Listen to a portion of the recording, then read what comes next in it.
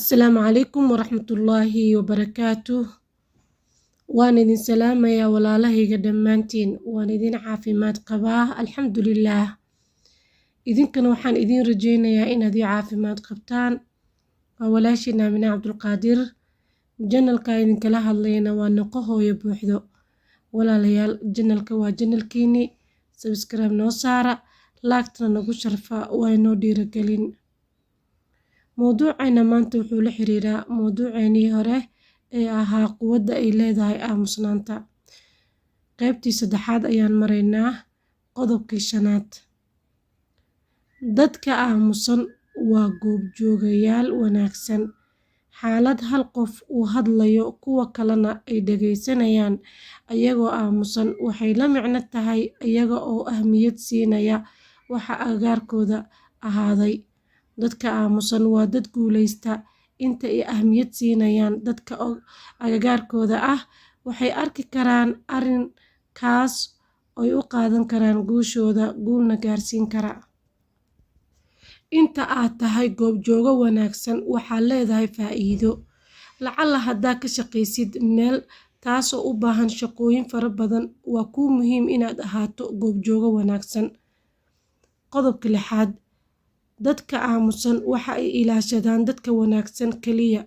iyagu ma jecla inay yeeshaan asxaab badan kuwaas oo ay kalsooni ku qabaan, laakiinse waxay asxaab la noqdaan in ay tirin karaan. qofka ganacsadaha ah ee aamusan wuxuu og yahay qofkuu isku dari lahaa, taas waxay sameysaa xiriir wanaagsan, macnana leh.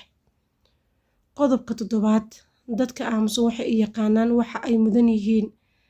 dadka aamusan waxaa dhici karta in aysan ku wanaagsanayn dhankaas iyo xafladaha, laakiinse iyagu waxay yaqaanaan waxa ay mudan yihiin. sababta dadka qaar aamusan ay yihiin kuwo guuleystayaal ah waxa ay tahay iyagu waxay yaqaanaan halka ay taagan yihiin, waxayna ku dhagaan waxa ay iyagu aaminsan yihiin.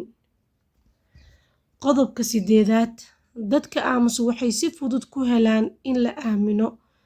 marka aad tahay qof la aaminay, ma heli kartid shay aad sameynaysid aadna u sameynaysid qof arrimihiisa darteed.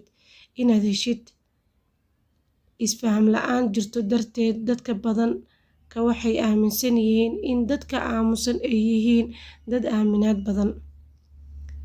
inaadan hadlin waqti kasto waxay sidoo kale calaamad u tahay naf-xakamaynta wanaagsan.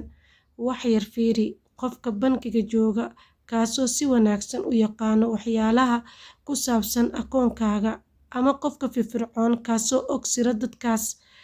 waxaa loo doortay awooday u leeyihiin in ay aamusiyaan afkooda iyo in aysan sheegin siraha dadka kale.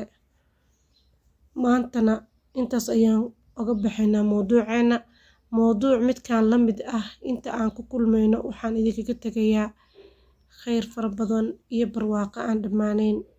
wassalaamu calaykum waraxmatullaahi wabarakaatuh.